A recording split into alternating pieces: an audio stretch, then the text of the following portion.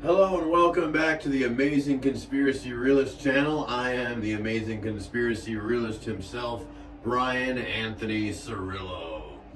It's great to be back in 2025, feeling alive with this brand new series called ACRA Weekly. Every week I'm going to go over my ritual here that I do with it's a divination ritual, and basically what I'm going to do is I'm going to use several different divination tools and kind of go over the meanings based on the resource materials that you get with you whenever you get any sort of divination kit of any sort, whether it be tarot cards, crystals, or runes. Anything that you would get, it usually comes with some type of manual, some type of guide. And of course you can buy a lot of guides and manuals for this kind of stuff. And so for the tarot, we're going to kill two birds with one stone, and we're going to look at the tarot and astrology behind the cards that I pull. And so I've been doing this for myself, for the better part of, a year or so in this way. I mean, I've always done readings for myself ever since I got into the tarot, which is the first form of divination that I got into. And so I've been doing it this way for a while, and I feel like it's really effective. So I decided to make a series out of it. As far as I know right now, I don't think there's going to be any more of the ACRA or ACRC, Amazing Conspiracy Realist channel, live wire show. But there is going to be something that I'm launching this year called Amazing Conspiracy Realist Academy. And that is a website that is still currently under construction, but it is going to be published and launched within the next few months. And so this series is going to be featured on that, and basically that's going to be a learning platform. And so I'm going to be greeting people as students, and it's going to be more of exchanging of information and resources, and kind of going back to the basics of back when I started the channel. It was all about providing resource material to conspiracy and esoteric and occult researchers who are already, have already taken that first step, have already begun the path of truth discovery, have already recognized that there really is no legitimacy to authority. And then you go from there and you look at what you haven't been told and what you haven't been shown, and that information and that body of knowledge constitutes the occult. And there's a lot of occult knowledge that, it's downplayed or it's misconstrued, and it's all about reversal with the dark occult. It's all about taking things out of context. And so when you do divination readings in a light occult tradition, it's about putting things back in order and putting things back in context to how they really are under universal law. So, without further ado, let's start off. And I have two different decks that I use, but today I figured we'd go with the Aleister Crowley deck. I know that Crowley's Thoth deck and Crowley himself are shrouded in controversy, especially with people in this movement. People like Mark Passio have referred to Aleister Crowley as a gray magician. So not a total light occultist, not a total dark occultist, just kind of a middle pillar kind of guy. And so here I am, didn't even think about that, but I'm wearing a gray shirt. And honestly, sometimes I can fall into that category because I'm not perfect, and I'm certainly not as far along as a lot of people within this movement, but I'm learning and I'm growing and I'm changing, which is the most important thing. Most of the time, these divination readings are going to show you what you should change about yourself, or what needs to change within, because that's really what helps us have a different experience, is what we change about our outlook and perception and things of that, or different habits. Usually habits are huge, right? So we'll start off with the Thoth deck, which I always find to be super blunt, and there's reasons for that. Compared to the Rider-Waite deck, Crowley used sometimes different names for the cards, and sometimes, especially for the minor arcana cards, he would use a different description, usually a one-word description that's slightly different from the Rider-Waite deck, which is more an older deck. So let's give it a shot here. So we're just going to do the card of the week, and that's just the overall forecast for people's emotional state, or just in general, this is about personal life and achieving goals, and it's about, you know, how close are we to the higher purpose as a species, as a whole, as a human collective consciousness. You know, where are we at? What do we need to be aware of? It's like basically the psychic weather for the week kind of thing. So the Hangman. Alright, so I usually typically put the other card. See, what happens is sometimes after you pull a card, you'll get it so another card will be showing. And I don't act like that's not going to be a significant card. And so that's always important too. So what's great about this is we got a great example here of a major arcana card and a minor arcana card popping up in the same reading. So the Hangman comes up, and let's see what that's all about. And so this is going to give us also the astrological interpretation of the Hangman. And the Hangman came up upright, but it's a natural. When the Hangman is upright, it's reversed. That's what's crazy about the Hangman. And then of course when it's reversed, it's upright, which is not like any other card in the deck. And so we got a Four of Cups for the minor arcana card. And so Aleister Crowley puts that as luxury. Normally it's just called the Four of Cups. So maybe we'll see when we look into the description and the interpretation why Crowley may have chosen luxury for the Four of Cups here. So here we are with Neptune as the Hangman. So we're talking about correlating astrological signs with the cards themselves, and we're going to see where the connection is between those two. And so here's the description that we get from Corinne Kenner. The Hangman spends hours, even days, suspended in a trance-like alternate reality. Wow, so psychic weather for these days, for 2025, and already we're dealing in alternate realities. And so, right off the bat, you know, what I want to say about that real quick is that people think of alternate reality and AI, artificial intelligence, as, you know, something to do with, you know, technology and, you know, virtual reality and stuff like that. And of course it has to do with that. But AI, or artificial intelligence, is also untruth in its most basic form. Untruth creates negative knowledge. Now you know a lot about something that's not even based in reality. And so it creates a false perception of reality, and ultimately that creates a false paradigm, a false way of seeing. And that creates, you know, what in the Bible they, you know, is referred to as those that cannot see, right? The blind in the spiritual sense. So AI, nothing new. Alternate realities, you know, that comes about from false foundations of belief or of understanding, or a lack of understanding, a lack of true understanding. And so the Hangman consciousness transcends the physical, just as Neptune itself seems to escape the ordinary bounds of physics. After all, the planet is composed of mostly ethereal mist and gases.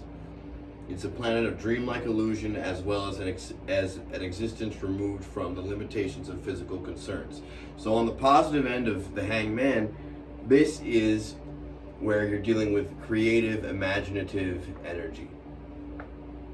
And, you know, we need that. You know, people that lack imaginative and creative, they lack a certain type of sensitivity, and it makes the world more dull. So From the vantage point, mystical experiences come easily. Both Neptune and the Hanged Man are associated with fantasy, imagination, and visionary art. They are idealistic, sensitive, and exceptionally psychic. Neither one is very good at establishing boundaries. The real world can be a dark and dangerous place, and both the Hanged Man and the Neptunian spirit quickly learn to escape through meditation, prayer, sleep, and dreams. And people that are very of a Neptunian kind of disposition are the types that really just need some alone time and some time to just be in meditative or people don't realize how healing sleep can be. You could be in a horrible mood, you could be thinking completely irrationally, and you take a half-hour nap just to retool, and it's amazing the different perspective that you can have. Now, I'm not saying that, because I used to be a huge proponent of napping, nap after you do anything, but it's not. Obviously, there's too much of anything isn't a good thing. But I believe in power naps sometimes.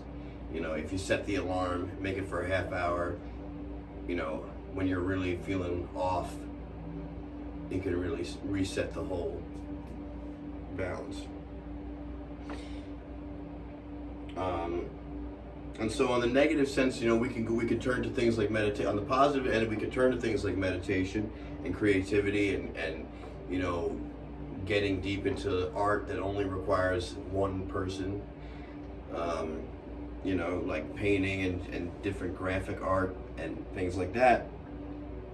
And then on the negative end, people will escape into alcohol and drugs when the real world is just too overwhelming and too overstimulating. And then you have self-medication and things of that nature as well. So in a tarot reading, the Hangman card often represents a period of willing self-sacrifice and the suspension of everyday cares and concerns. It could suggest a retreat or a change in perspective. Isn't it funny how in everyday language people will say, hey man, you want to hang out? When the Hangman represents the suspension of everyday cares and concerns, it suggests retreat or a change in perspective. Hang out. He really seems to be rarely seems to be in any pain or discomfort. Instead, he seems to be tuned into a higher consciousness, and it's reward, not a punishment. Okay, so a lot of the people that have been on the path and have been doing the great work have been reaping the benefits of that. In terms of just living freer and gaining more independence and self-sufficiency and connecting with people that are on the same wavelength and really being the change that they want to see and that we all want to see if we want to see slavery be put to an end and freedom rise. And so I've got a good idea of what the Hangman and the Neptunian energy is all about. Some people are turning to spirit and nature, while others are getting immersed in, everything from false religion to the religion of, toxicity and intoxication, or what was the other one that was mentioned? Just, basic, virtual reality, video game, fantasy land stuff.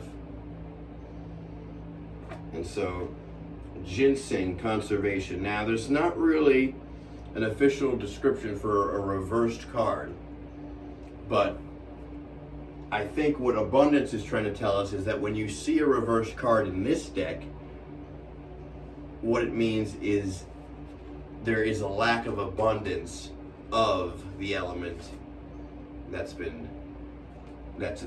contained within the card that was pulled.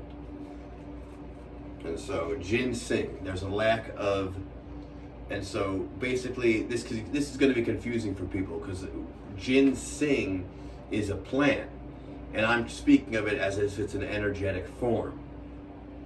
And that's how it's, in the context of this book, that is how it is basically written and interpreted. And it still creates a very powerful vibe.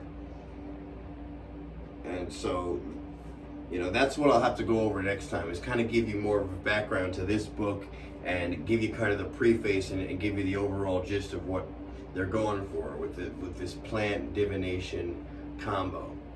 I mean, because the healing properties of the plant, once they're, basically the idea is that those properties are infused into the cards. Not physically, but the idea and basically what the plant does for people, what the overall personality of that plant is doing.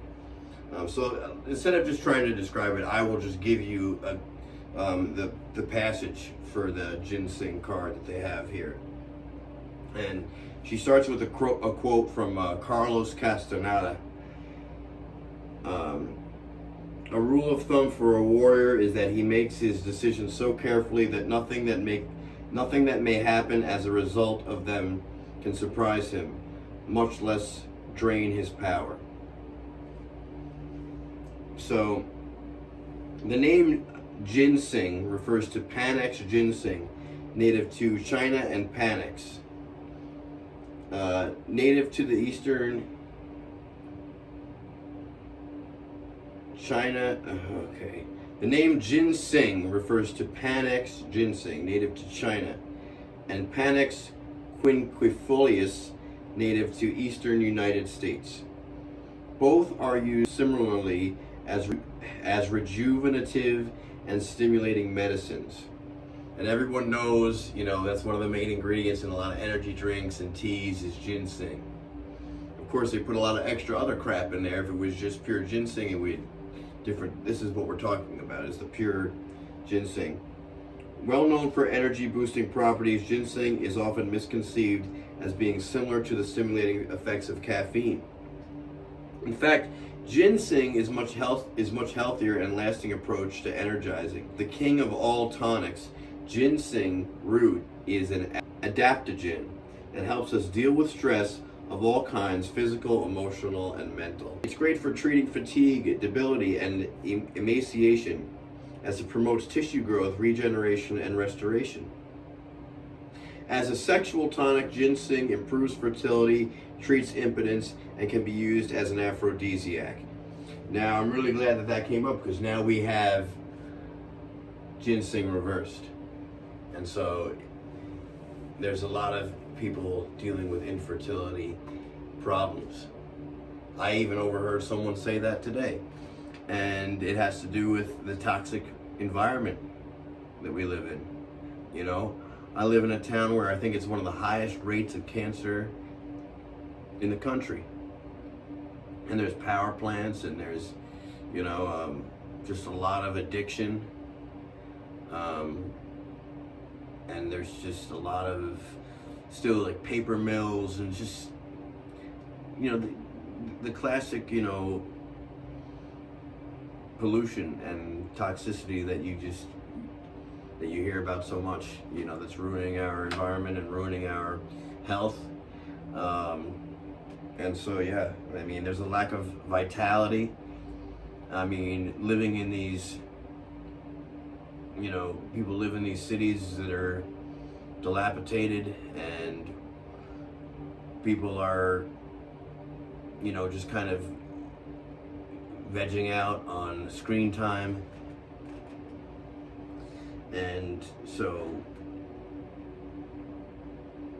we're reading all these positive things about ginseng, but we have to remember that, I'm giving a forecast for where we're at. And when we get their card reversed, all the things that are positive that I'm telling you about, we're dealing with some reversals of that. So one of the key lessons of this plant, so commonly used in commercial trade, deals with conserving our resources. This includes external and internal resources, covering everything from possessions, territory, and money, to time, energy, and power. When ginseng appears, take care not to give these things away indiscriminately. Right, externalization of power. is what we see out there. You know, with people, you know, still believing that Donald Trump is going to save us, Elon Musk is going to save us, or, you know, we got to save ourselves from these guys, and you know, people like, you know, Kamala Harris and Biden, we got to support people like that. So the left and right thing is an externalization of power, and people never think, you know, is all this politicking, is all this back and forth, what kind of state is my mental health in as a result of this? Is, you know, is my mental health improving? Am I, you know, leveling up in consciousness? Am I living my true purpose? Am I being the change that I want to see? You know, I don't know that these people are really asking these questions while they're at each other's throats over this nonsense and minutia and mainstream talking points that are meant to go nowhere. So the plant's tonic nature aids in the healing of deep-rooted and long-standing weaknesses, illness, and debility. Sometimes illness occurs to prevent us from overextending ourselves in some way. Okay, so I think we get the gist, you know. So in the occult and in divination studies, it's very much based in the quantum physics kind of electric universe understanding of nature and reality. Okay, so there's a fifth element that's been occulted, and it's called ether. You may know it as electricity. It's just as free flowing as oxygen and water, but it's an element that's been placed under control by, you know, powers that should not be.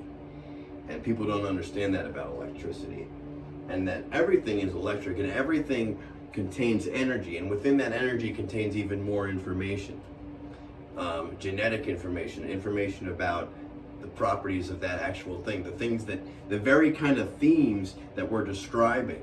We're just using words to describe an energetic expression, okay? And so everything is energy, and so the plants are energy. And so what they're trying to capture in this book is the energetic expression of each plant, root, flower, tree that's discussed.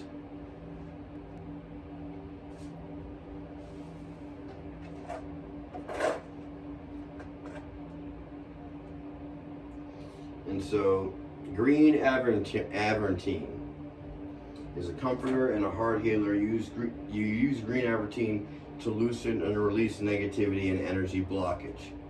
All right, so people are living in unreality. Their energy is blocked. They need to, you know, because it's people are agreeing that the world of the mundane, the world of the grind, of the politics, of the false paradigms, of the back and forth, the artificial world is not the planet. The artificial world is not the planet, so people feel very awkward and inadequate for some reason. And so everyone's looking for some type of escape, and some people are escaping into nature, and some people are getting in touch with their higher self and getting back in touch with their roots as a human being on this planet, and remembering that the planet itself is an intelligent entity on its own, and it has a lot to teach us and a lot to show us, and there's a lot to learn about how you can use the planet to help you sustain yourself without draining it of its resources. You know, working together with the planet as an intelligent entity to help. This is what living off the grid is all about for people that want to do that. Living off the grid is, you know, a much admirable thing to do. What people that do that should remember that you should stay at least connected enough to be able to publish and research and get your information out, because that's really the purpose and the main goal, you know, to really improve the conditions here. Otherwise, it's just a selfish pursuit just to get away and not take any responsibility for doing what's right. So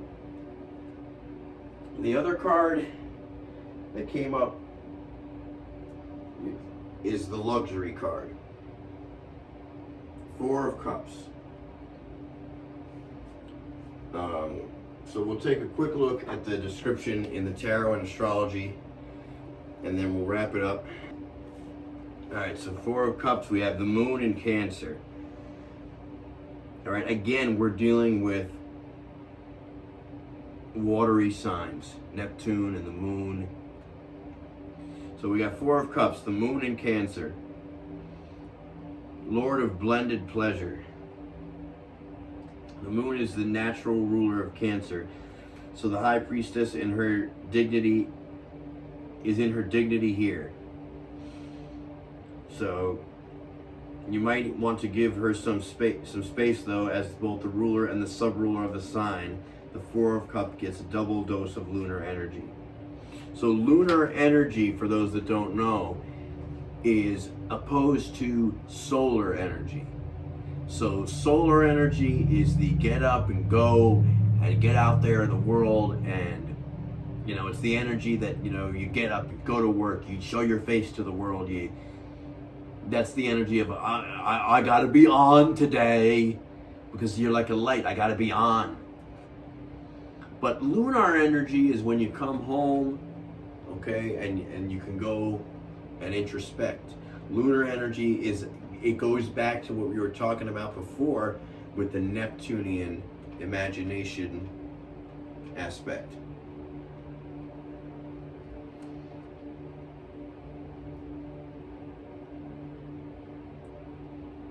So at least once a month, the moon needs to go into hiding to decompress and shake off the emotions she's picked up in her travels around the zodiac. As the high priestess, a natural psychic, absorbing energy and emotions from everyone around her. Now, this is something that I can relate to totally. And that's something that I struggle with. I think a lot of people are struggling with that. I think that it's not just me.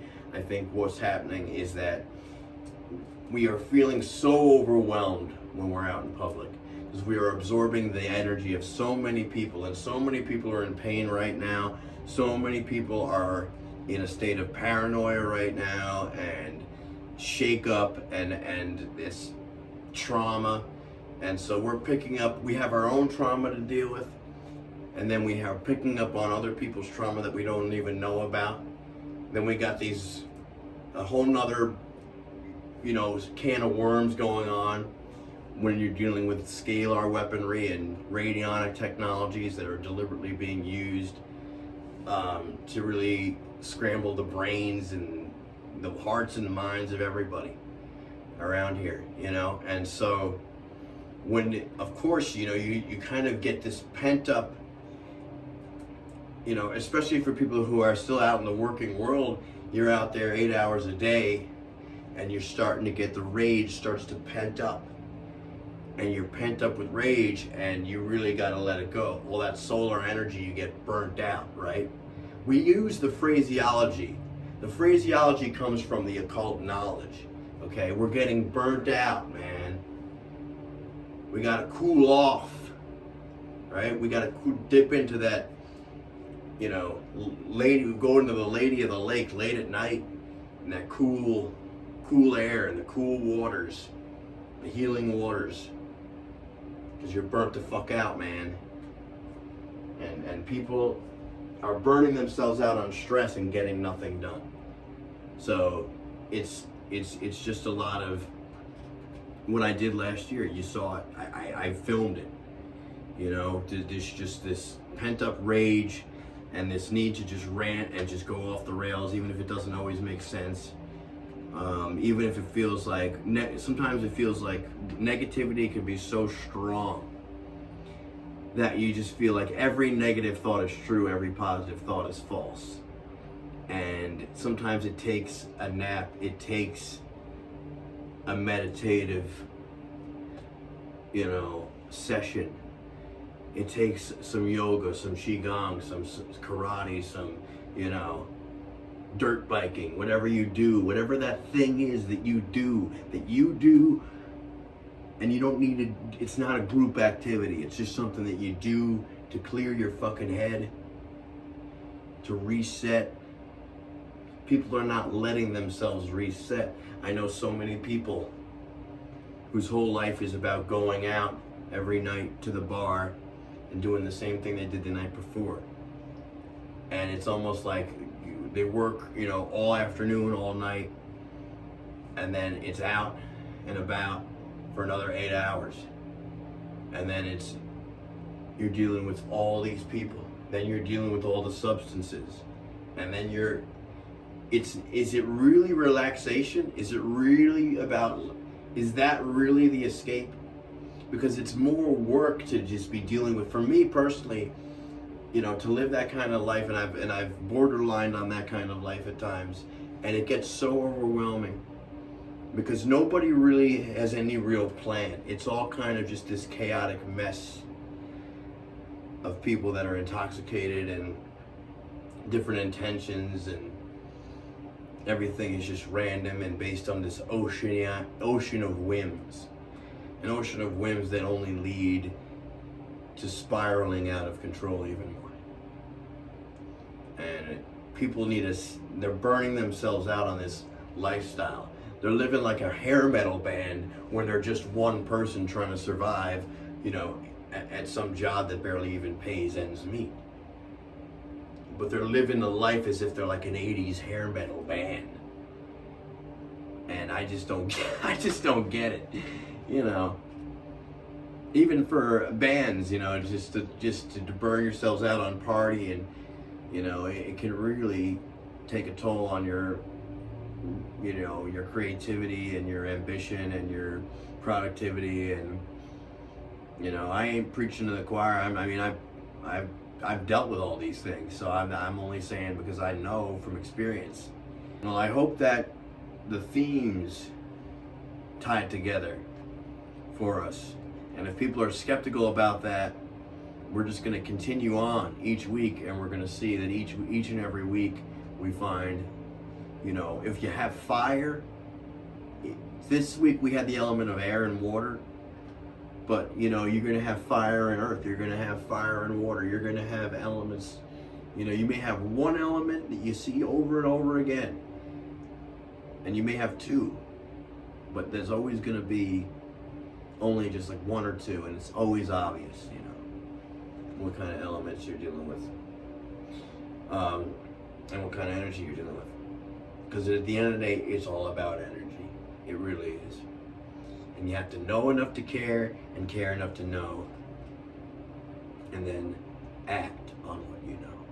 That's the third part that I tend to forget to say. So, look out for the launch of Amazing Conspiracy Realist Academy. Look forward to ACRA Weekly each week. And stay tuned, because we got more coming for you here in 2025 on Amazing Conspiracy Realist channel.